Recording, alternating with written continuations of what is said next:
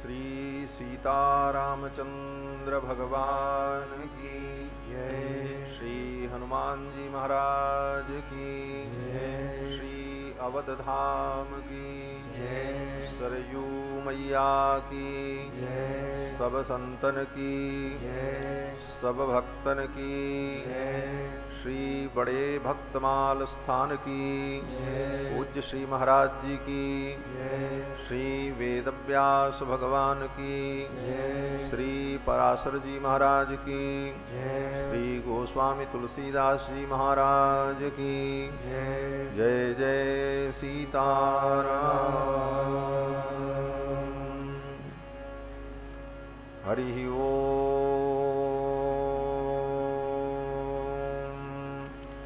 तच्छंजोरावृणीमहे गातुं यज्ञाय गातुं यज्ञपतये दैवी स्वस्तिरस्तु नः स्वस्तिर्मानुषेभ्यः ऊर्ध्वं जिगातु भेषजं सन्नो अस्तु द्विपदे सं चतुष्पदे रामाय रामभद्राय रामचन्द्राय वेधसे रघुनाथाय नाथाय सीतायापतये नमः। रामं रामानुजं सीतां भरतं भरतानुजं सुग्रीवं वायुसूनुं च प्रणमामि पुनः पुनः। नमोऽस्तु रामाय सलक्ष्मणाय देव्यै च तस्यै जनकात्मजायै नमोऽस्तु रुद्रेन्द्रयमानिलेभ्यो नमोऽस्तु चन्द्रार्कमरुद्गणेभ्यः यस्य स्मरणमात्रेण जन्मसंसारबन्धनात् विमुच्यते। नमस्तस्मै विष्णवे प्रभविष्णवे ऋग्यजुस्सामरूपाय वेदाहरणकर्मणे प्रणवोद्गीतवपुषे महास्वशिरसे नमः। योऽन्तः प्रविश्य मम वाचमिमां प्रसुप्तां सञ्जीवयत्यखिलशक्तिधरस्वधाम्ना अन्याश्च हस्तचरणश्रवणत्वगादीन् प्राणान्नमो भगवते पुरुषाय तुभ्यं प्राणान्नमो भगवते पुरुषाय तुभ्यं। शाण्डिल्यावयवं सवारिदविधुं श्रीकोसलेशार्चकं विश्वक्सेनयतीन्द्रदेशिकपदद्वन्द्वारविन्दाश्रितं स्वाचार्ये सुयतौ जगद्गुरुवरे श्रीरामनारायणे नित्यं सक्तमतिं जगद्गुरुवरं श्रीवासुदेवं भजे। अस्मद्गुरुभ्यो नमः। अस्मत्परमगुरुभ्यो नमः। अस्मत्सर्वगुरुभ्यो नमः। श्रीमते श्रीभाष्यकाराय नमः। श्रीपराङ्कुशपरकालयतिवरवरप्रतिवादिभीकरगुरुभ्यो नमः। श्रीजानकीकान्तस्मरणं श्रीराधाकान्तस्मरणं सन्तपूर्वाचार्याः सहायाः सन्तपूर्वाचार्याः सहायाः। बोलिए श्री सीतारामचंद्र भगवान की जय। श्री हनुमान जी महाराज की जय। सब संतन की जय। श्री अवध धाम की जय। सरयू मैया की जय। जय जय सीताराम। भगवान सच्चिदानंद भक्तवांछा कल्पतरु भगवान श्री हरि की मंगलमयी कथा सुधा का हम सभी लोग श्रवण लाभ प्राप्त करें। उसके पूर्व मन और वाणी को पवित्र करने के लिए भगवान नाम संकीर्तन श्रद्धा भक्ति के साथ कर लें। पश्चात भगवान की कथा का आस्वादन करेंगे। श्री कृष्ण गोविंद हरे मुरारी हे नाथ नारायण वासुदेव। श्री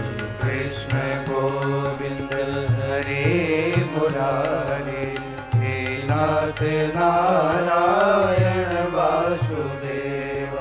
श्री कृष्ण गोविंद हरे मुरारे, हे नाथ नारायण वासुदेव।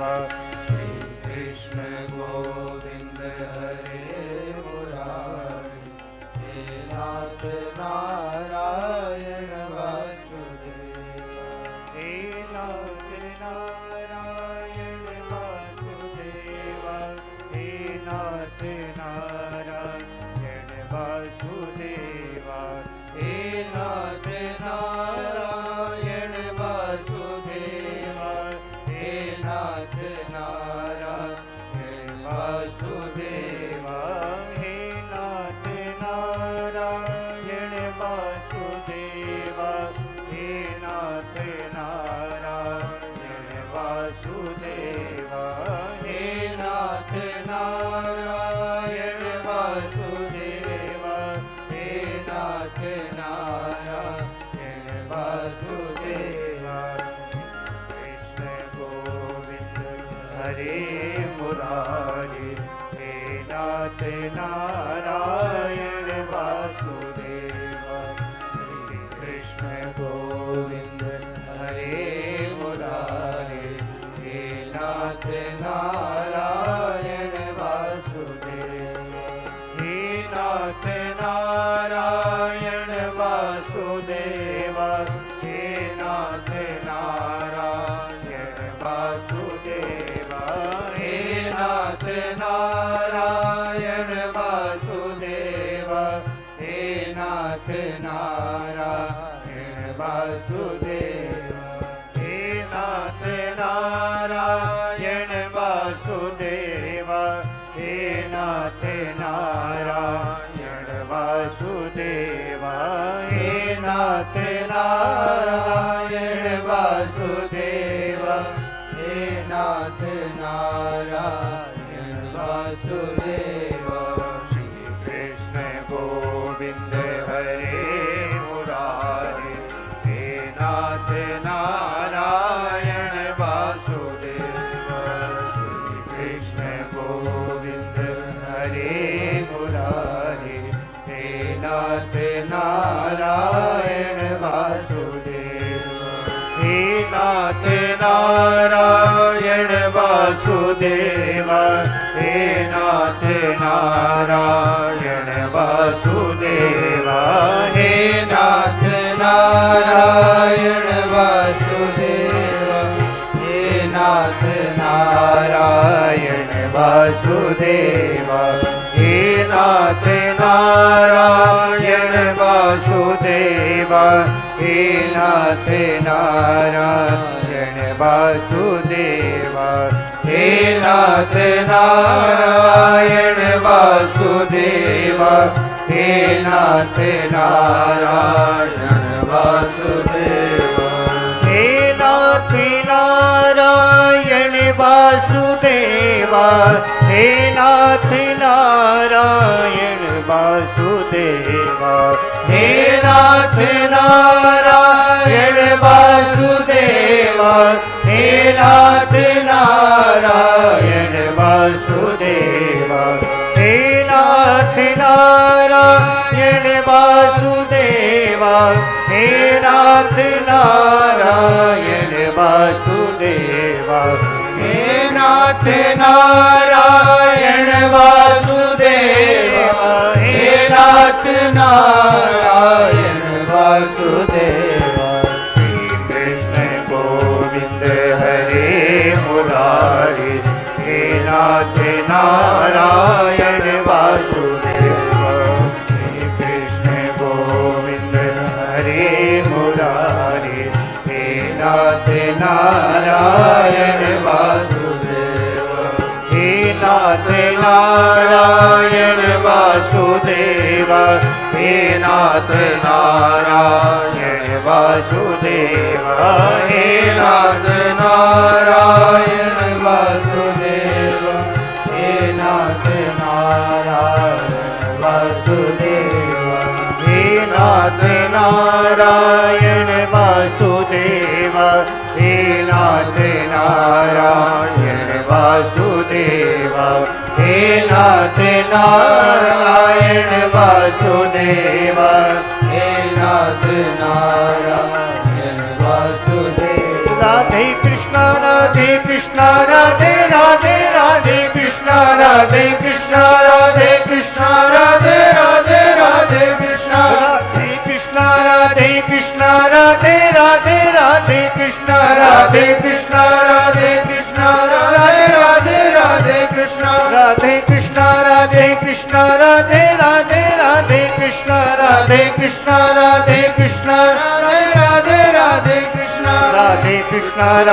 कृष्णा राधे राधे राधे कृष्णा राधे कृष्णा राधे कृष्णा राधे राधे राधे कृष्णा राधे कृष्णा राधे कृष्णा राधे राधे राधे कृष्णा राधे कृष्णा राधे कृष्णा राधे राधे राधे कृष्णा राधे कृष्णा राधे कृष्णा राधे राधे राधे कृष्णा राधे कृष्णा राधे कृष्णा राधे राधे राधे कृष्णा राधे कृष्णा राधे कृष्णा राधे राधे राधे कृष्णा राधे कृष्णा राधे कृष्णा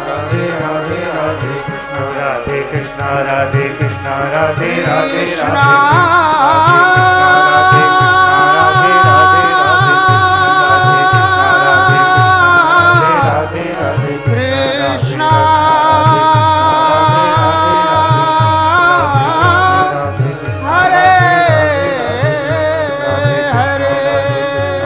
राधे राधे कृष्णा राधे कृष्णा राधे कृष्णा राधे राधे राधे कृष्णा राधे कृष्णा राधे कृष्णा राधे राधे बोलो श्री कृष्णचंद्र भगवान की जय, श्री सीतारामचंद्र भगवान की जय। जय सीताराम।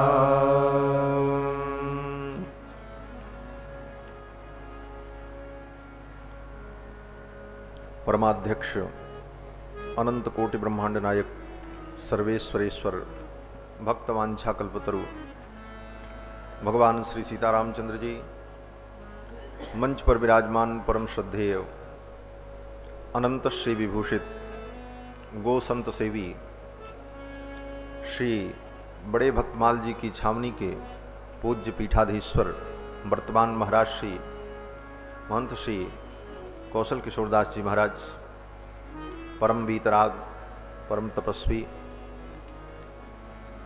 अस्वस्थ होते हुए भी मंच पर पधार कर हम सभी लोगों को दर्शन देने की कृपा कर रहे हैं।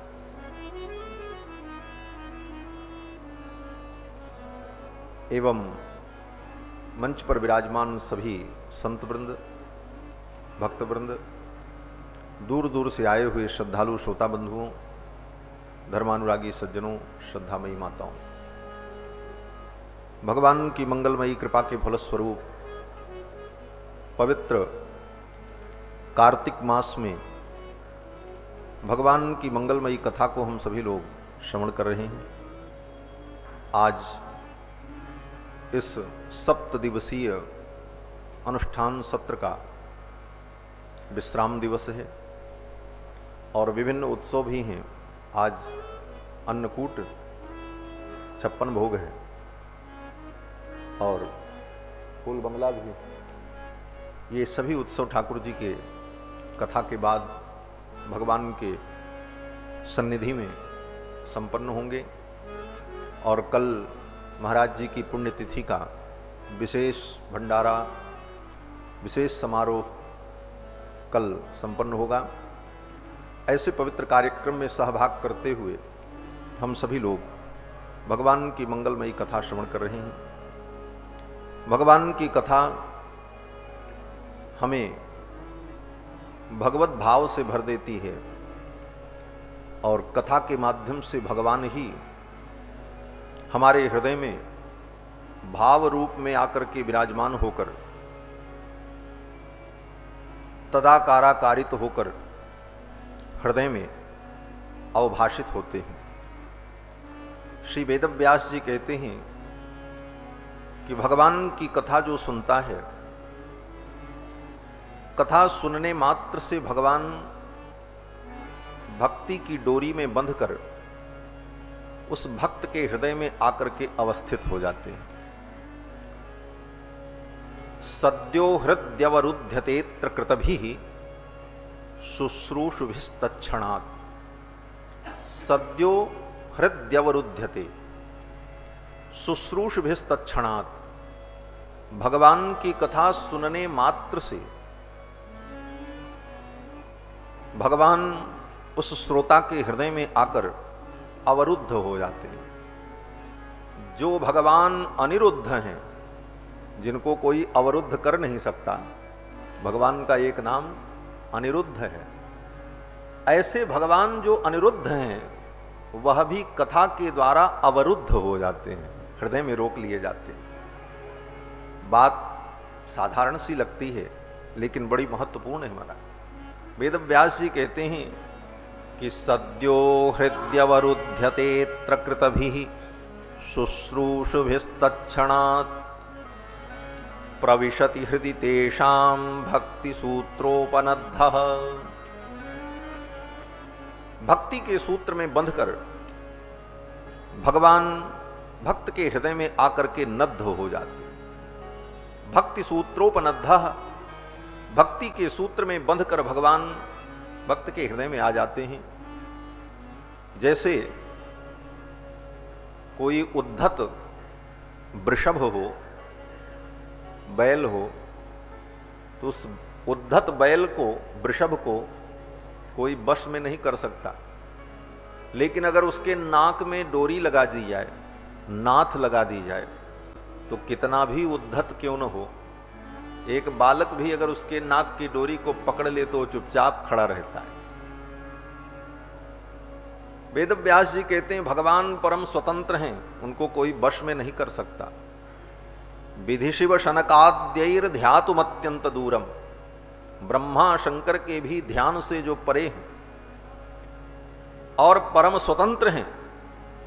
परम स्वतंत्र न सिर पर कोई। वे भगवान भी भक्तों के द्वारा कथा सुनने मात्र से भक्ति के सूत्र के द्वारा नाथ दिए जाते हैं, नद्ध हो जाते हैं। जैसे बैल को नाथ दिया जाता है फिर वो वश में हो जाता है, तो भक्त भी भक्ति के सूत्र से भगवान को बांध लेते हैं। प्रविशत हृदय तेषां भक्ति सूत्रोपनद्धः। इसलिए बड़े बड़े ऋषि मुनि ज्ञानी अमलात्मा महात्मा जिनके जीवन में कोई भी कर्तव्य शेष नहीं बचा है, ऐसे महापुरुष भी भगवान की कथा को श्रवण करते हैं। श्री सुखदेव जी कहते हैं कि प्रायेण मुनयो राजन् निवृत्ता विधिषेधतः नैर्गुण्यस्था रमन्ते स्म गुणानुकथने हरेः। प्रायेण मुनयो राजन् निवृत्ता विधिषेधतः। प्रायः जो मुनि महात्मा ज्ञानी भक्त जो भी कह लो, निवृत्ता विधिषेधतः, विधि और निषेध से निवृत्त हो चुके हैं, जिनके लिए शास्त्र का कोई नियम विधि और निषेध लागू नहीं होता। शास्त्र जो है विधि और निषेधात्मक है। शास्त्र के जितने आदेश हैं दो प्रकार के हैं, ये करना और ये नहीं करना। तो विधि निषेध रूप जो शास्त्र है वो सबके ऊपर लागू होता है। लेकिन तपस्या साधना योग के द्वारा जिसका अंतःकरण निर्मल हो गया, ऐसे योगी ऐसे मुनि के लिए फिर शास्त्र का बंधन नहीं रह जाता। वो शास्त्र के नियम से ऊपर उठ जाते हैं। स्वयं भगवान कहते हैं कि अत्यंत पर भक्तानां नैव शास्त्रो न चक्रमः। जो भगवान के परम भक्त हो जाते हैं उनके लिए शास्त्र का कोई क्रम नहीं होता और न शास्त्र का उनके लिए कोई बंधन रह जाता है। अत्यंत पर भक्तानां नैव शास्त्रो न चक्रमः। लेकिन इस बात को मान करके हम स्वयं निर्णय कर लें कि हम भगवान के भक्त हो गए इसलिए अब हमारे लिए कोई शास्त्र नहीं है, बोले तो वो अपराधी हो जाएगा। ये भी साथ में समझना। ये तो अपने आप होने वाली स्थिति है। साधना उपासना अनुष्ठान करते करते हमारे जीवन की ऐसी दशा आ जाए कि भगवान के प्रेम में, भगवान की भक्ति में कुछ सुध बुध न रहे, क्या करना क्या नहीं करना ये सब भूल जाए, केवल भगवान ही याद रह जाए। ऐसी विलक्षण स्थिति जब आ जाती है तो ऐसे महापुरुषों के लिए शास्त्र का कोई नियम नहीं होता, अपितु वो शास्त्र के जिन नियमों को नहीं कर पाते अथवा अपने नित्य नैमित्तिक कर्म को वो नहीं संपन्न कर पाते, तो उनके उस कर्म का संपादन करने के लिए भगवान ने 30 करोड़ महर्षियों को नियुक्त कर रखा है। ये सब प्रामाणिक बातें हैं, शास्त्र सम्मत बातें हैं। मत कर्म कुर्वताम लोके कर्म लोपो भवेद यदि तत्कर्माणि कुर्वन्ति तिस्रः कोट्यो महर्षयः। भगवान ने इसी ब्रह्मांड के अंदर एक ऐसा स्थान बना रखा है जिस स्थान में 30 करोड़ महर्षियों को भगवान ने बैठाया है। वो दिव्यात्मा है और उनका केवल एक काम है कि जो भगवान के प्रेमी भक्त भगवान के प्रेम में डूबकर उन्मत्त होकर अपने वैदिक कर्म को न कर सकें तो उनके बदले में वो लोग उस कर्म को संपन्न करते। 30 करोड़ महर्षियों को बैठा रखा भगवान ने, तिस्रः कोट्यो महर्षय। स्वयं भगवान कहते हैं मत कर्म कुर्वताम लोके कर्म लोपो भवेद यदि। मेरा कर्म करते हुए, मेरी उपासना करते हुए, मेरी पूजा करते हुए अगर व्यक्ति के नित्य नैमित्तिक कर्म का लोप हो जाता है, मेरे परम प्रेमी भक्तों का, तो उस कर्म को पूर्ण करने के लिए मैंने 30 करोड़ महर्षियों को नियुक्त कर रखा है, उनके बदले में वो कार्य कर देते। ऐसी दिव्यता कही गई है उन भक्तों के लिए जो भक्त भगवान के प्रेम में उत्कर्ष को प्राप्त कर चुके। तो ऐसे महापुरुषों के लिए शास्त्र का कोई बंधन नहीं है। अत्यंत परभक्ता नाम नैव शास्त्रो न चक्रमः। मैं बार बार कहता हूं कि इस बात को कथा में सुनकर इस आधार पर आप स्वयं निर्णय मत करने लग जाना कि हम भी परम भक्त हो गए इसलिए हमारे लिए शास्त्र का कोई बंधन नहीं। ना ना, अपने आप होने वाली वो स्थिति है। और भक्ति के नाम पर, प्रेम के नाम पर शास्त्र के नियम को त्याग दोगे तो पतन हो जाएगा। तो कहते हैं कि ऐसे महामुनि जो हैं जिनके लिए शास्त्र का कोई नियम नहीं है, वे महात्मा भी क्या करते हैं?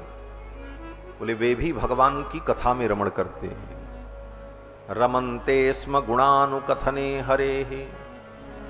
ऐसे महापुरुष भी भगवान के चरित्र को सुनते हैं और सुनाते हैं और इसी में अपने समय को सार्थक करते हैं। और वास्तव में जितनी देर हम भगवान की चर्चा करते हैं यही समय हमारा सार्थक होता है, यही घड़ी हमारी धन्य होती है और दिव्य होती है। धन्य घड़ी सोई जब सत्संगा, धन्य घड़ी सोई जब सत्संगा।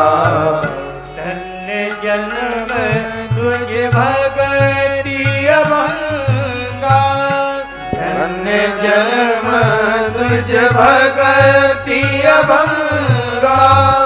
धन्य जन्म तुझ भगति अभंगा, धन्य जन्म तुझ भगति अभंगा।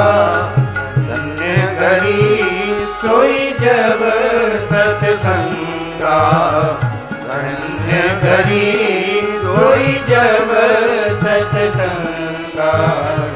धन्य घड़ी सोई जब, धन्य घड़ी सोई जब सत्संगा, धन्य जन्म द्विज भगति अभंगा। वो घड़ी धन्य है जितनी देर हम सत्संग में रहते हैं, और वो जीवन धन्य है जिस जीवन में भगवान के भक्त ब्राह्मणों के प्रति हमारी श्रद्धा और समर्पण बना रहे। श्री मैत्रेय जी महाराज को पराशर महर्षि भगवान की दिव्य लीलाओं का वर्णन सुनाते हैं इसी क्रम में आपने भगवान श्री राम के पावन चरित्र को सुना, निमि के वंश के चरित्र को सुना, और फिर आगे पराशर महर्षि ने कुरु वंश का वर्णन किया, और फिर भविष्य में होने वाले जो राजा, उन राजाओं के वंश का भी वर्णन किया, फिर मगध वंश का वर्णन किया, और कलयुग में कौन कौन से राजा होंगे और वे राजा क्या क्या करेंगे और प्रजाओं का कैसे शोषण करेंगे, ये सब पराशर महर्षि ने मैत्रेय जी को सुनाया। और फिर विष्णु पुराण के पंचम अंश में भगवान के दिव्य मंगल चरित्र कृष्णावतार का वर्णन सुनाया।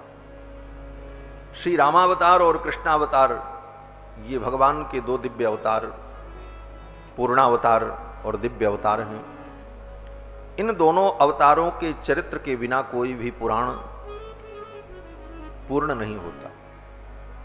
श्रीमद् भागवत महापुराण में कृष्ण भगवान का चरित्र विस्तार से है, और विष्णु पुराण में भी, विष्णु पुराण के 5वें अंश में और 6ठे अंश में पराशर जी ने भगवान श्री कृष्ण की लीला का वर्णन किया। भगवान श्री कृष्ण की लीला भी अति मानुष और दिव्य लीला है। हमारे पूर्वाचार्य वर्णन करते हैं कि भगवान श्री कृष्ण ने जो ललित लीलाएं की वृंदावन में, जिस ब्रज रज में भगवान ने अपने श्री चरण कमल का विन्यास किया, उस रज को हम प्राप्त हो जाएं, हम वृंदावन की रज कण बन जाएं, तो हमारा परम सौभाग्य होगा। हमारे पूर्वाचार्य वर्णन करते हैं कि हा जन्मतासु सिकतासु मया न लब्धम,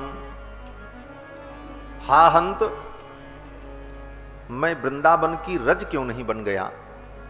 कामना करते हैं कि हा हंततासु सिकतासु मया न लब्धम। बोले कौन सी सिकता, कौन सा रज। तो आचार्य कहते हैं कि रासे त्वया विरहिता खिल गोपकन्या। रास मंडल में जहां पर आपने रासलीला की, और रासलीला में जब गोपियों को आपके वियोग का अनुभव हुआ, रासे त्वया विरहिता किल गोपकन्या, यास्तावकीन पद पंक्ति जुषो जुषंतः निक्षिप्य तत्र निज मंग मनंग तप्तम। आपके वियोग में अनंग के बाण से तप्त होकर गोपांगनाएं आपके चरण चिन्ह को देखकर, वृंदावन की रज में ठाकुर के जो चरण चिन्ह बने, उन चरण चिन्हों को देखकर गोपियां उन चरण चिन्हों के रज को उठा उठा करके अपने वक्षस्थल पर रगड़ती, हा गोविंद आपके ये चरण मेरे हृदय में आ जाते। जिन रजों पर गोविंद के चरण चिन्ह अंकित, निक्षिप्य तत्र निज मंग मनंग तप्तम, अनंग के ताप से तप्त हृदय को शांत करने के लिए गोपांगनाएं भगवान के चरणांकित ब्रज रज को उठा करके अपने हृदय से लगाती हैं। ये भगवान की जो लीला है, कृष्णावतार की रसमयी लीला, इस लीला को सुनकर लोग कहते हैं, अरे भगवान होकर कृष्ण ने ऐसी लीला की, पर स्त्रियों के साथ नृत्य किया, उन गोप कन्याओं के साथ भगवान ने रमण किया, क्या ये धर्म है? क्या इसे धर्म कहा जा सकता है? आजकल भी लोग तर्क करते हैं, ऐसी शंकाएं करते हैं, और साधारण सी बात है, मनुष्य के मस्तिष्क में ऐसी बातें आती हैं। सुखदेव जी ने राजा परीक्षित को जब कथा सुनाई, तो वहां भी पूरी कथा सुनने के बाद राजा परीक्षित के मन में भी यही बात आई थी। राजा परीक्षित ने यही कहा सुखदेव जी से कि हे प्रभु, अवतीर्णो हि भगवान अंशेन जगदीश्वरः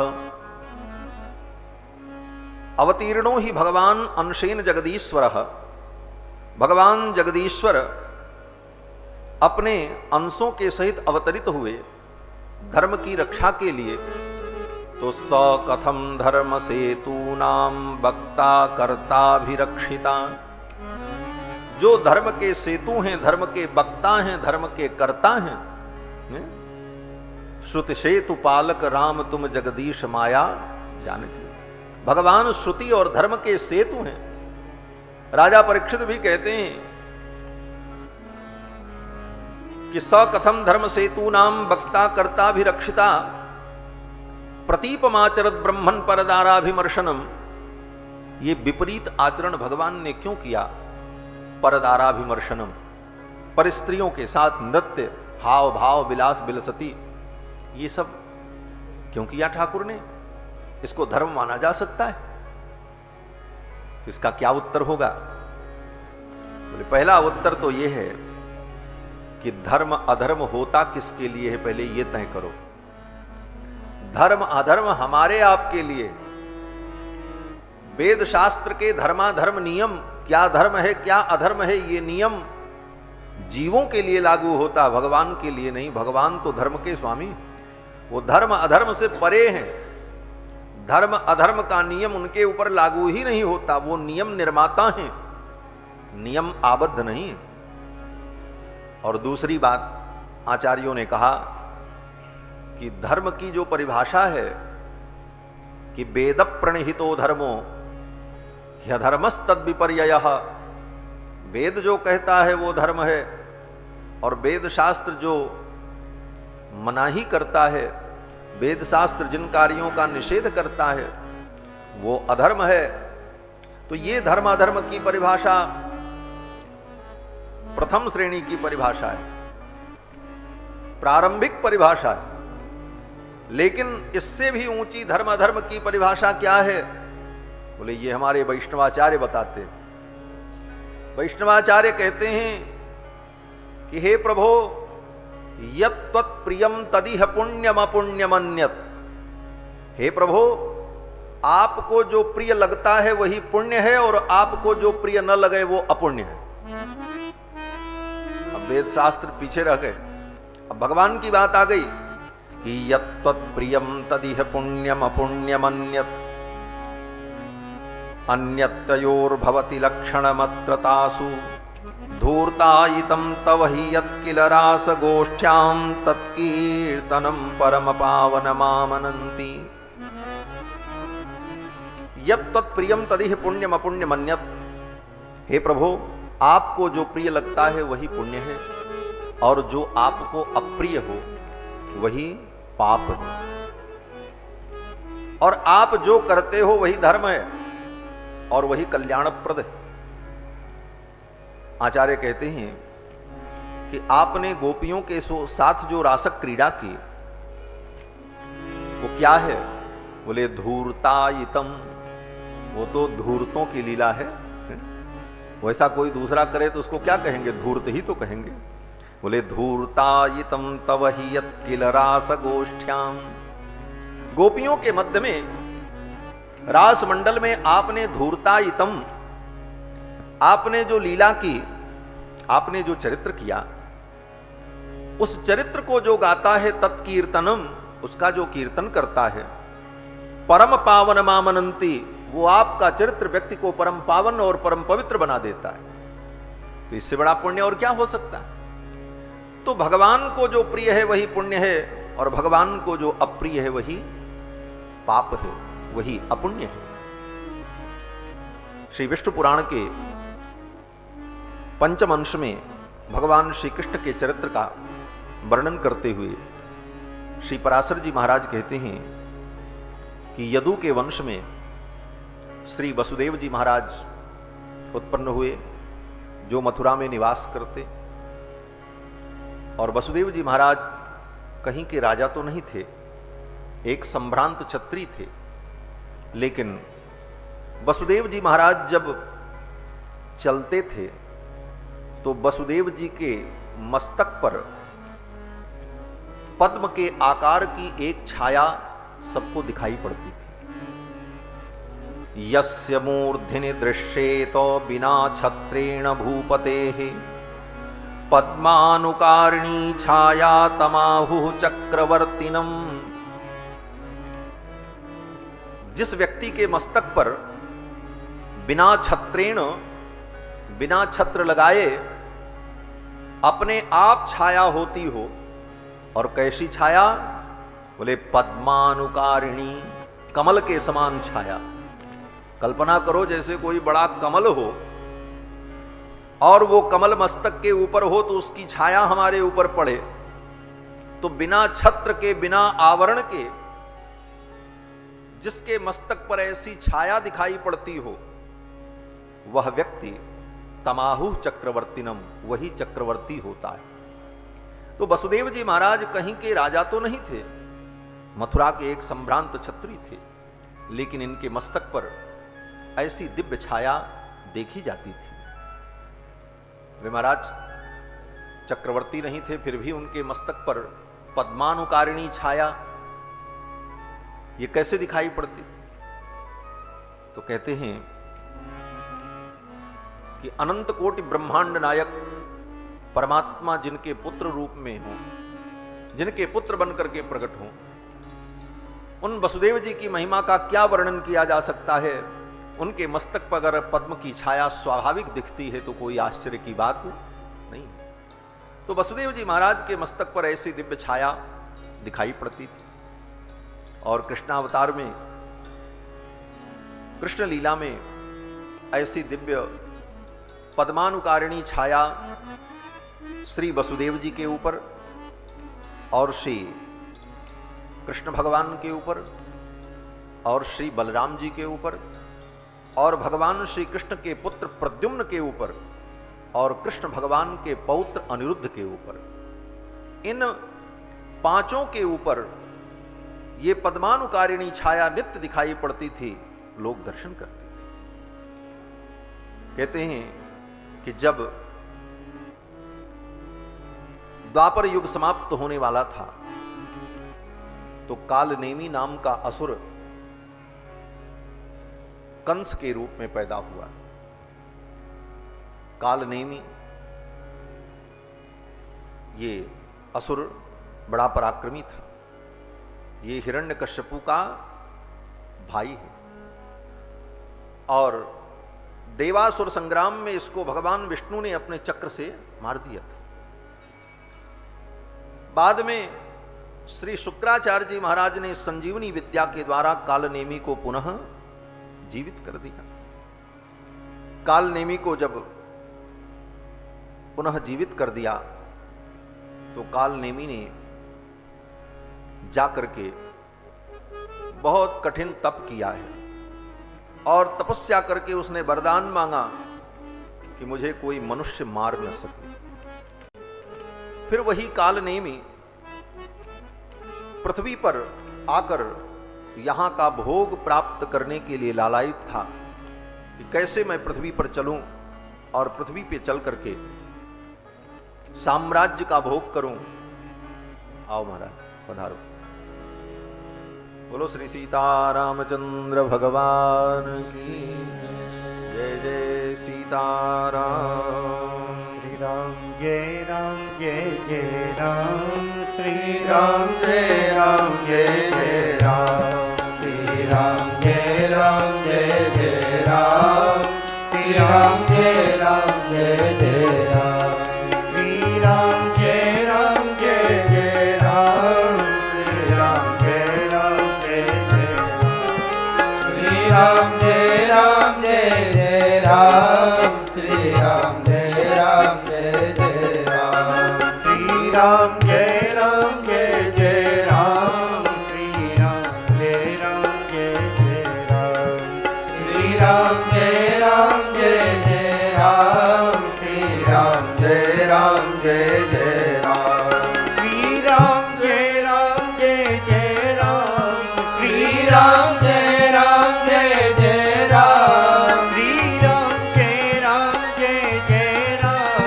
श्री राम जय राम जय जय राम। श्री राम जय राम जय जय राम। श्री राम जय राम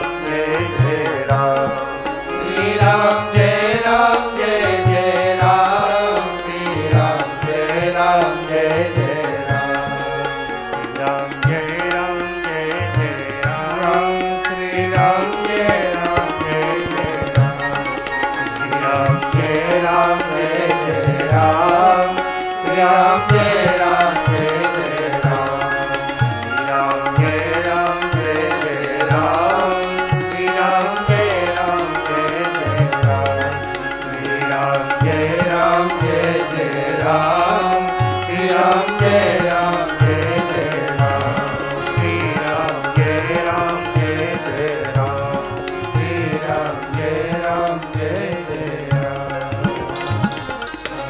बोलो श्री सीतारामचंद्र भगवान की जय। संत जनों की बड़ी कृपा, सब कृपा करके पधार रहे हैं, दर्शन दे रहे हैं। और आप लोगों का भी सौभाग्य है कि यहीं बैठे बैठे अयोध्या की विशिष्ट विभूतियों का दर्शन प्राप्त हो जा रहा है। तो मैं निवेदन कर रहा था कि कालनेमी तपस्या करके वरदान प्राप्त करता है कि मुझे कोई मनुष्य मार न सके, और वरदान प्राप्त करके वो पृथ्वी पर आने के लिए लालायित है कि मैं पृथ्वी पर चल करके जन्म लूं और पृथ्वी का भोग करूं। और उसके जन्म का कारण भी बन गया। क्या कारण बना? इधर मथुरा के राजा महाराज उग्रसेन, उनकी पत्नी एक दिन अपनी सखियों के साथ घूमने के लिए कलिंद पर्वत पर गई। उस समय उनके पति महाराज उग्रसेन कहीं बाहर गए हुए थे, किसी यात्रा पर, और उस समय वो अपनी सखियों के साथ कलिंद पर्वत पर घूमने के लिए चली गई और अपनी सखियों के साथ वो विहरण कर रही थी। उसी समय द्रुमिल नाम का असुर सौभ विमान पर बैठकर विचरण करते हुए वहां आया। उस द्रुमिल असुर ने जब महाराज उग्रसेन की पत्नी को देखा तो कामासक्त हो गया। उस द्रुमिल ने सोचा कि इनको मैं कैसे प्राप्त करूं, अगर मैं ऐसे ही इनके सामने जाऊंगा तो ये सती हैं, मुझे शाप दे देंगी, मैं भस्म हो जाऊंगा। तो उस द्रुमिल असुर ने महाराज उग्रसेन का ही वेश धारण कर लिया, मायावी था। द्रुमिल ने उग्रसेन का ही वेश बना लिया और वेश बना करके आ गया। महारानी ने पूछा, आप तो बाहर गए थे, यहां कैसे आ गए? उसने कहा कि आपकी याद आ गई, इसलिए मैं चला आया। और फिर उस द्रुमिल असुर ने महाराज उग्रसेन की पत्नी को अपवित्र कर दिया। बाद में महाराज उग्रसेन की पत्नी को यह अनुभव हुआ कि ये मेरे स्वामी तो नहीं। डांटते हुए उन्होंने कहा कि तुम कौन हो? तुम मेरे पति नहीं हो सकते, तुमने मेरे पति का रूप बनाया है। तब तक वो द्रुमिल असुर अपने स्वरूप में प्रकट हो गया। महाराज उग्रसेन की पत्नी ने कहा कि मैं तुम्हें शाप दे दूंगी। तो द्रुमिल हंस पड़ा, बोले अब शाप देने का सामर्थ्य तुम्हारे अंदर नहीं रहा, क्योंकि तुम्हारा पातिव्रत नष्ट हो गया। हा हंत, पश्चाताप करके रह गई उग्रसेन की पत्नी, अब मैं क्या करूं, मेरा तो धर्म नष्ट हो गया। इसीलिए शास्त्र कहता है, यहां पर निर्देश है, शास्त्र कहता है कि प्रोषित भर्तिका को, जिसका पति कहीं बाहर चला गया हो, ऐसी प्रोषित भर्तिका स्त्री को कभी स्वतंत्र रूप से विचरण नहीं करना चाहिए। प्रोषित भर्तिका होकर विचरण करने के लिए चली गई और उसका दुष्परिणाम हुआ। महाराज उग्रसेन की पत्नी ने कहा मैं शाप दे दूंगी। द्रुमिल ने कहा तुम कुछ नहीं कर सकती, तुम्हारा पातिव्रत भंग हो गया, और अब ये मेरा जो पुत्र उत्पन्न होगा ये बड़ा पराक्रमी होगा, और अगर ये बात तुम किसी को बताओगी तो तुम्हारा अपमान होगा, तुम त्याग दी जाओगी, महाराज उग्रसेन भी तुम्हारा त्याग कर देंगे। उग्रसेन की पत्नी ने पूछा कस्त्वम, तुम हो कौन? तो उस द्रुमिल ने कहा कस्त्वम का उत्तर मैं नहीं दूंगा। बार बार महाराज उग्रसेन की पत्नी पूछती रही कस्त्वम कस्त्वम। तो द्रुमिल ने कहा इसका उत्तर मैं नहीं दूंगा, अब मेरे अंश से जो पैदा होगा वही तुमको उत्तर देगा, और उसका नाम कंस होगा, क्योंकि तुम बार बार पूछ रही हो कस्त्वम कस्त्वम, तो अब मैं कौन हूं तुम देख लेना। तो वही कंस के रूप में पैदा हुआ। कालनेमी असुर महाराज उग्रसेन की पत्नी के गर्भ में आ गया और पैदा होने के बाद मृगशिरा नक्षत्र में पैदा हुआ। इसके जन्म का नक्षत्र ही था कंस का, बड़ा उग्र। उसके पैदा होते ही आकाश से खून की बूंदें टपकने लगी थी, ऐसा लिखा है। वो जब पैदा हुआ तो आकाश में अपने आप बादल आ गए और बादल से पानी नहीं बरसे, रक्त की बूंदें गिरी। ऐसा अनर्थ हुआ।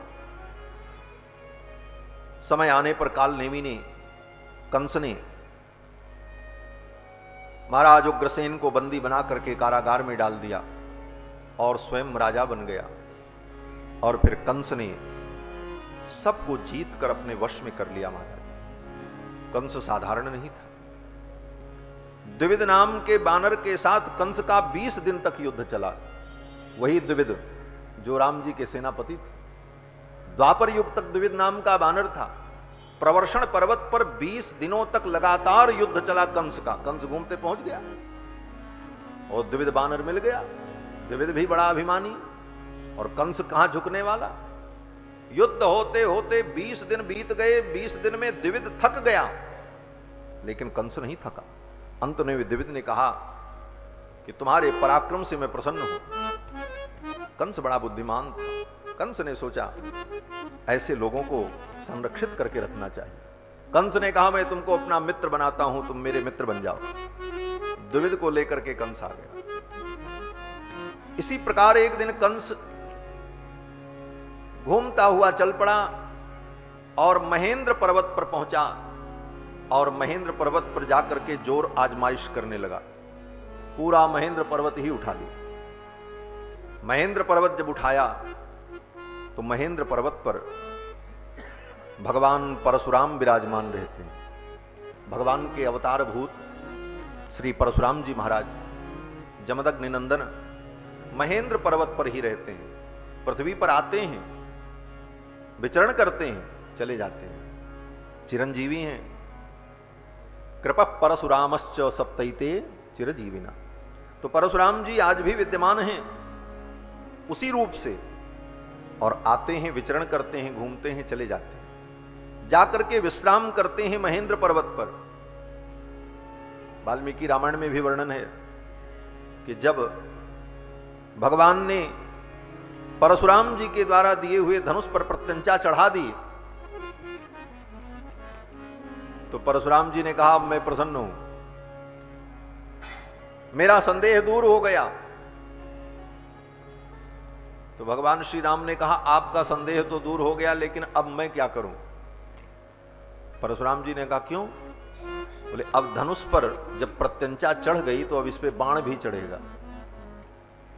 क्यों? बोले प्रत्यंचा चढ़ जाने के बाद फिर बाण चलते हैं, और बाण निकाल करके भगवान ने धनुष के ऊपर रख लिया। बोले अब बताओ ये बाण किसके ऊपर हम छोड़े? बोले महाराज मत छोड़ो, रख लो अपने तुणीर में। राम जी ने कहा ऐसा नहीं होता, ये मेरा बाण अमोघ है। एक बार अगर तुणीर से निकला तो अब ये चलेगा। ये बात अलग है कि वो चलने के बाद अपना काम करके फिर आएगा तुणीर में, लेकिन अब चलेगा, रुकेगा नहीं। अब बताओ ये बाण किसके ऊपर छोड़ दें? तो परशुराम जी ने कहा क्या बताऊं? भगवान ने देखा कि परशुराम जी थोड़ा संकुचित हो रहे थे, तो भगवान श्री राम ने कहा आप डरे मत, ये बाण मैं आपके ऊपर नहीं छोड़ूंगा, आपको नहीं मारूंगा। क्यों? बोले ब्राह्मणोसी, आप ब्राह्मण हो, और बोले विश्वामित्र कृतेन च, और आप हमारे गुरु विश्वामित्र जी के संबंधी भी हो। भाई विश्वामित्र जी की जो बहन है वो परशुराम जी की दादी हैं। तो भगवान कहते हैं कि आप मेरे गुरु जी के संबंधी हो, इसलिए आपके ऊपर तो मैं बाण नहीं चलाऊंगा, विश्वामित्र कृतेन च। लेकिन अब ये बाण मैं किसके ऊपर चलाऊं? तब परशुराम जी ने कहा इस बाण के द्वारा आप मेरे पुण्यार्जित लोकों को समाप्त कर दीजिए, जो पुण्य बंधन कारक हैं, जिन पुण्यों के कारण मुझे अनेक लोकों में जाना पड़ेगा और पुण्य भोग करने के बाद फिर मुझे आना पड़ेगा। तो मेरे उन पुण्यार्जित लोकों को आप समाप्त कर दीजिए, लेकिन मेरी गति को आप बाधित मत करिएगा। परशुराम जी ने कहा कि मैं रात्रि में पृथ्वी पर नहीं रहता हूं, महेंद्र पर्वत पर चला जाता हूं, क्योंकि मैंने संपूर्ण पृथ्वी का दान कर दिया है। युद्ध करके 17 बार क्षत्रियों से संपूर्ण पृथ्वी को छीनकर युद्ध में विजय करके फिर संपूर्ण पृथ्वी को परशुराम जी ने कश्यप महर्षि को दान कर दिया था।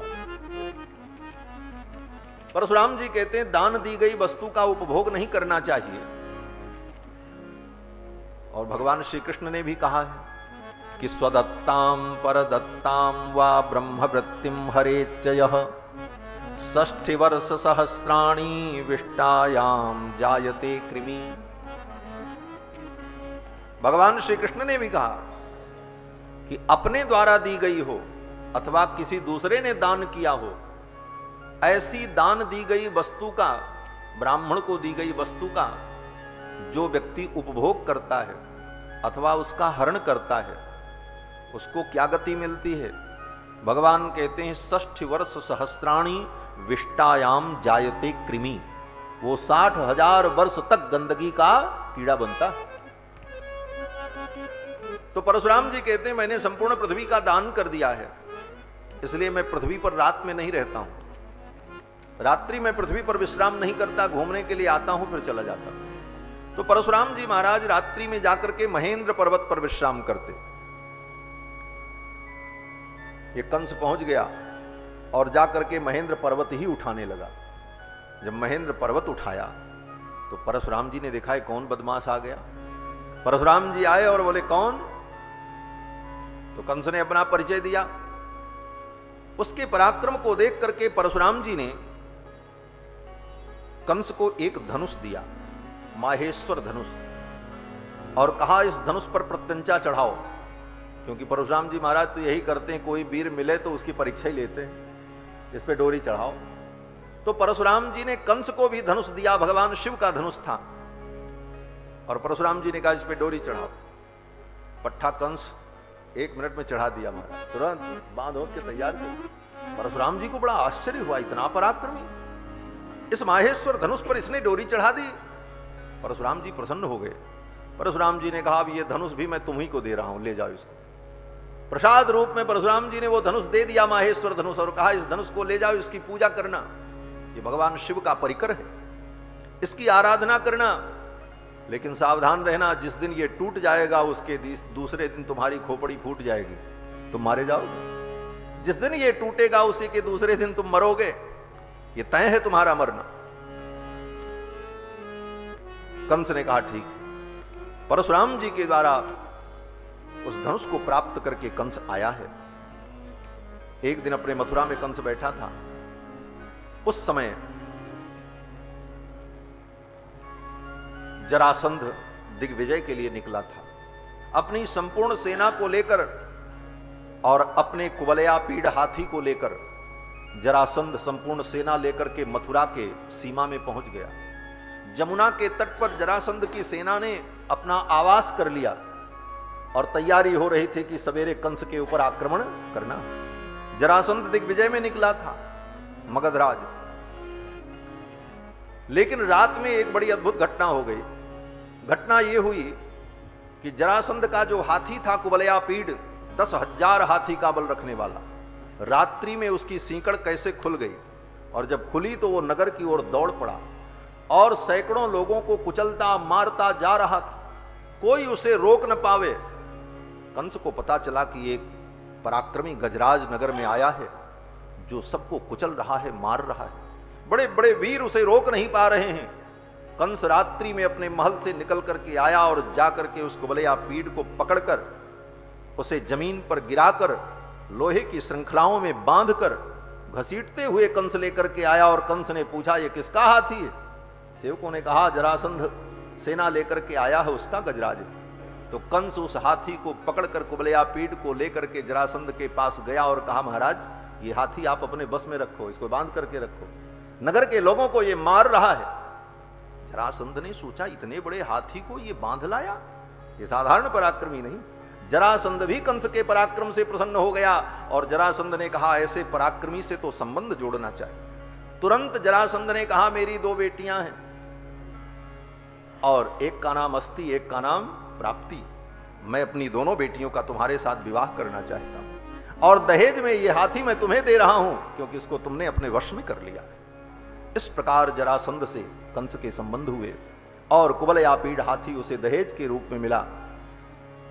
ये कंस कालनेमी असुर पृथ्वी का भोग करने के लिए अवतरित हुआ और फिर कालनेमी ने, कंस ने इस प्रकार से सबको अपने वश में कर लिया। ये जितने इसके परिकर थे, चाणूर, मुष्टिक, सल, तोशल, अघासुर, बकासुर, पूतना, धेनकासुर, इन सबको युद्ध में पराजित करके, किसी को वश में करके, किसी को जीत करके सबको अपने अनुकूल बनाया। ये सब श्रद्धा से इसके सेवक नहीं बने थे, इसके पराक्रम से सब इसके सेवक बने। इस प्रकार कंस ने बड़े बड़े वीरों को, असुरों को पराजित करके उनको अपने अनुकूल बनाकर सबको अपने सेना में शामिल कर लिया और कंस अत्याचार करने लगा, मनमाना करने लगा। प्रजा दुखी हो गई और कंस के पाप के कारण धरा व्याकुल हो गई, पृथ्वी व्याकुल हो गई। पृथ्वी ने जाकर के ब्रह्मा जी से प्रार्थना की।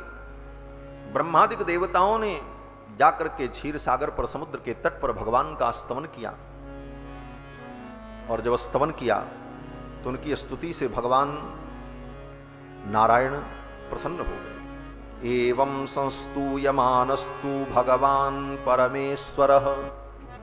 भगवान परमेश्वर ब्रह्मादिक देवताओं की स्तुति से प्रसन्न हो गए और भगवान ने कहा, चिंता मत करो, इन असुरों के आतंक को, कंस के आतंक को समाप्त करने के लिए मैं उपाय करता हूं। और उसी समय भगवान ने अपने मस्तक से दो केश निकाले, एक काले रंग का, एक सफेद रंग का। भगवान नारायण ने उज्जहारात्मन केशौ, भगवान ने अपने केश में से दो केश निकाला, एक सफेद एक काला। उज्जहारात्मन केशौ सित कृष्णौ महामुनि, और उन दोनों केशों को निकाल करके कहा कि ये केश ही जाएंगे मृत्युलोक में और इन सारे असुरों का संहार कर दे। ऐसा कह करके भगवान नारायण ने उन दोनों केशों को छोड़ दिया। वही काले रंग का जो केश था वही कृष्ण हो गए और जो श्वेत केश था वही बलराम हो गए। भगवान परम तत्व परमात्मा श्रीमन नारायण के केश से कृष्ण का अवतार हुआ, इसीलिए इनका नाम केशव है। केश से अवतरित हुए। अब आप यहां पर कहोगे, किसी के मन में संदेह हो कि केश तो एक अंग है। अंग क्या मतलब? एक अंश है। तो भगवान का एक केश कृष्ण के रूप में अवतरित हुआ तो कृष्ण तो फिर भगवान नहीं? बोले ऐसी बात नहीं। हमारे आपके शरीर में हमारा आपका केश, हमारे आपके नख, हमारे आपके शरीर का अंग प्रत्यंग हमसे आपसे भिन्न है। हम शरीर नहीं है, हम केश नहीं है, लेकिन भगवान का जो दिव्य मंगल विग्रह है, उनके दिव्य मंगल विग्रह में सब कुछ ब्रह्म ही है, ब्रह्ममय है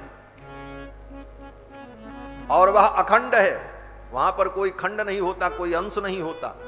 लीला भले हो, लीला में वो केश आ रहे हैं, लेकिन केश के रूप में भगवान ही आ रहे हैं, क्योंकि वो सदा पूर्ण ही रहते हैं, कभी अपूर्ण होते नहीं। पूर्णमद पूर्णमिदम पूर्णात् पूर्णमुदच्यते पूर्णस्य पूर्णमादाय पूर्णमेवावशिष्यते।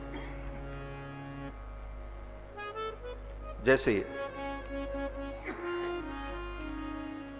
चीनी की मिठाई हो, हमारे अयोध्या में जब दीपावली होती है, अभी दीपावली का उत्सव हुआ ना, तो चीनी की मिठाई बिकती है। खोआ की मिठाई तो बनती ही है, लेकिन एक परंपरा है चीनी की मिठाई। चीनी की चाशनी बनाकर सांचे में डाल करके उसको जमा देते हैं और फिर वो बाजार में बिकती है लावा चूड़ा के साथ में। वो बड़े बड़ी आकृतियां होती हैं, उसमें कलश बना रहता है, हाथी बना रहता, घोड़ा भी बना रहता, चिड़ैया बनी रहती, पता नहीं क्या क्या बना रहता। तब वो चीनी की जो मिठाई है, तो चीनी का बना हुआ हाथी लेकर के आओ। अब वो क्या है? बोले देखने में तो हाथी जैसा है, उसकी पूंछ भी है, उसके पैर भी हैं, सूंड भी है, लेकिन वो है क्या? बोले सूंड चाटो तो वो भी चीनी, और उसकी पूंछ भी चीनी, और उसके पैर भी चीनी, सब चीनी ही है, दूसरा कुछ है ही नहीं। देखने में पूंछ भी है, पैर भी है, सब कुछ है, लेकिन सब चीनी ही है, दूसरा तत्व ही नहीं। उसी प्रकार भगवान के श्री विग्रह में हाथ, नाक, कान, बाल, नख सब दिखते हैं, लेकिन सब एक ही तत्व है, सच्चिदानंद तत्व है, आनंद तत्व है, दूसरा कुछ नहीं, एक ही तत्व है। तो भगवान का बाल भी सच्चिदानंद ही है, उसमें कोई अंतर नहीं। भगवान ने उज्जहारात्मन केशौ स्थित कृष्णौ महामुनि, और उन दोनों केशों को छोड़ दिया, और भगवान ने कहा कि अवतीर्य भूओ भार क्लेश हानिम करिष्यतः। ये मेरे दोनों केश ही भूतल पे जाकर के अवतार लेकर के प्राणियों के क्लेश का हरण करेंगे। देवता संतुष्ट हो गए, और वो दोनों केश वहां से चल पड़े। इधर कंस ने देवकी वसुदेव को कारागार में बंद कर रखा था, क्योंकि आकाशवाणी सुनकर के उसे भय व्याप्त हो गया था कि देवकी के 8वें संतान से मेरी मृत्यु होगी, तो मैं इसकी 8वीं संतान को मार दूं, इसलिए देवकी को कारागार में बंद कर दिया, और क्रमशः देवकी वसुदेव की 6 संतानों की हत्या कंस ने की। 7वें गर्भ के रूप में वो सित केश आया, सफेद वाला बाल, वही श्री बलदेव जी महाराज। शेष जी महाराज आए, और भगवान ने अपनी योग माया को आदेश दिया कि तुम जाओ, और जाकर के देवकी के गर्भ से उसको निकालकर ले जाकर के रोहिणी के गर्भ में स्थापित कर दो। भगवान की जो योग माया है, योग निद्रा, उसने ही आकर के देवकी के उस 7वें गर्भ को निकाल करके रोहिणी के गर्भ में स्थापित कर दिया। देवक्या पतितो गर्भम इति लोको वदिष्यति। संसार में लोग यही कहेंगे देवकी का 7वां गर्भ पतन हो गया, नष्ट हो गया, लेकिन 7वें गर्भ को भगवान की योग माया ने निकालकर रोहिणी के गर्भ में रख दिया। ये 7वें गर्भ के रूप में कौन आए? बोले शेष जी महाराज आए। इस बार ये बड़े भाई बन करके आ रहे हैं। रामावतार में छोटे भाई थे, रामानुज थे, राम के अनुज थे। तो लक्ष्मण जी को एक दिन बड़ा दुख हुआ। कब? बोले जब राम जी वन की यात्रा पर जाने लगे, तो लक्ष्मण जी के मन में ये भाव आया कि मैं इनका छोटा भाई बन गया, ये गड़बड़ हो गया। अगर मैं इनका बड़ा भाई होता तो मैं इनको आज्ञा देता कि मैं तुम्हारा बड़ा भाई हूं और बड़े भाई की आज्ञा माननी चाहिए, आप अयोध्या में रहो, कहीं नहीं जाना, तो इनको कष्ट न होता। लेकिन मैं छोटा भाई हूं, मैं इन्हें आज्ञा दे नहीं सकता। तो भगवान जान गए। भगवान ने कहा चिंता मत करो, अगले अवतार में मैं तुमको बड़ा भाई बना लूंगा, फिर तुम आज्ञा देना, हम पालन करेंगे। इसीलिए भगवान ने इनको बड़ा भाई बना लिया। उस बार ये रामानुज थे, तो इस बार ये राम बन गए, इसीलिए इनका नाम राम पड़ा। क्योंकि राम जब भी रहेंगे तब बड़े ही रहेंगे, चाहे रामानुज राम बने तब भी बड़े रहेंगे, और चाहे शेष जी महाराज रामानुज बने तब भी राम ही बड़े रहेंगे। तो शेष जी महाराज जब आए तो बड़े भाई के रूप में आए, तो इनका नाम राम ही हुआ। आख्यास्यते राम इति बलाधिक्यात् बलम विदुहु। इनका नाम राम और एक नाम बल। बल और राम ये दो अलग अलग नाम हैं। हिंदी में तो हम लोग कहते हैं बलराम बलराम, ये बलराम जी हैं, लेकिन संस्कृत साहित्य में कहीं भी बलराम नाम नहीं है भगवान। जहां आएगा तो राम आएगा या तो बल आएगा, बलेन रामेण ऐसा लिखा मिलेगा। कहीं भी वेद व्यास जी ने या अन्य आचार्यों ने जहां कहीं नाम लिया तो रोहिणी नंदन को या तो राम कहा या तो बल कहा, दोनों मिलाकर के कहीं नहीं कहा है। हमको व्यवहार में हम लोग कहते हैं बलराम बलराम, लेकिन कहीं शास्त्र में, भागवतादि ग्रंथों में कहीं नहीं ऐसे। या तो राम या तो बल, क्योंकि दोनों नाम अलग अलग हैं। गर्ग जी ने यही कहा था, आख्यास्यते राम इति और बलाधिक्यात् बलम विदुः। ये अत्यंत बलशाली होंगे, इसलिए इनका नाम बल होगा। 7वें गर्भ के रूप में शेष जी महाराज आए। उस समय रोहिणी जी मथुरा में आकर के कंस के कारागार में मिलने आई थी। तो देवकी ने बड़ी प्रार्थना की रोहिणी जी से। देवकी ने कहा, हे बहन, मैं तो किसी पुत्र को जन्म नहीं दे पाई, जन्म तो दिया लेकिन कोई पुत्र जीवित नहीं रहे। लगता है मेरे पति का वंश मेरे द्वारा नहीं चलेगा। इसलिए हे बहन, तुम आई हो तो इस अवसर को छोड़ो मत। तुम गर्भ को धारण करो और यहां से चली जाओ, किसी को पता न चले, और समय आने पर वो पुत्र उत्पन्न होगा, वही हमारे वंश का संवर्धन करने वाला। रोहिणी जी को बड़ा संकोच लगा, लेकिन देवकी के आग्रह को देखकर रोहिणी ने गर्भ धारण किया। और फिर अब रोहिणी जी वहां से जाएं, और कहीं कंस के सिपाही सैनिकों को पता चल गया कि ये गर्भ धारण करके जा रही हैं, तो कंस कुछ भी कर सकता था। इसलिए रोहिणी जी ने बड़ी चतुराई से पुरुष वेश धारण करके, जैसे पुरुष होते हैं उसी प्रकार का वेश बनाकर घोड़े पर बैठकर नगर से चुपचाप निकल करके वहां से गईं और जाकर के नंद बाबा के घर छुप करके रहने लगी। इस प्रकार किसी प्रकार रोहिणी जी ने अपने गर्भ को धारण किया, और उसी गर्भ में भगवान की योग माया ने देवकी के 7वें गर्भ को स्थापित कर दिया, वही श्री बलराम जी महाराज। ये भगवान के प्रधान सेवक परिकर हैं शेष जी महाराज। शेष का मतलब होता है यथेष्ट विनियोगार्हत्वम शेषत्वम। यथेष्ट विनियोगार्हत्वम, जो अपने स्वामी के इच्छा के अनुकूल विनियोग के योग्य हो, उसको शेष कहते हैं। यथेष्ट विनियोगार्हत्वम अर्थात जो जिसका शेष होता है, वो व्यक्ति अपने शेष का अपनी इच्छा के अनुकूल उपयोग करता है। ये नियम। जैसे हमारी कोई भी वस्तु होगी तो वो हमारी शेष होगी। हमारी गले की माला, हमारा कपड़ा, ये शेष है। इसका हम जैसा चाहें वैसा उपयोग करें। हम चाहें तो इस माला को गले में पहने, और हमारा मन करे तो इस माला को हम तोड़ के फेंक दें। ये माला नहीं कहेगी कि आपने मुझको क्यों तोड़ा। इस कपड़े को हम पहने और चाहे इस कपड़े को आग लगा दें, ये कपड़ा ये नहीं कहेगा आपने मुझे क्यों जलाया। और इस कपड़े को हम सिंहासन में बैठा करके इसकी पूजा करें, तब भी ये कपड़ा नहीं कहेगा कि आप मेरी पूजा क्यों कर रहे हैं। ये तो पूर्ण रूप से मेरे अधीन है, मैं जो चाहूं सो करूं। तो जो वस्तु अपने स्वामी के लिए सर्वथा उनकी इच्छा के अनुकूल विनियोग के योग्य होती है, उस वस्तु को शेष कहते हैं। और शेष जी महाराज जो भगवान की सैया हैं,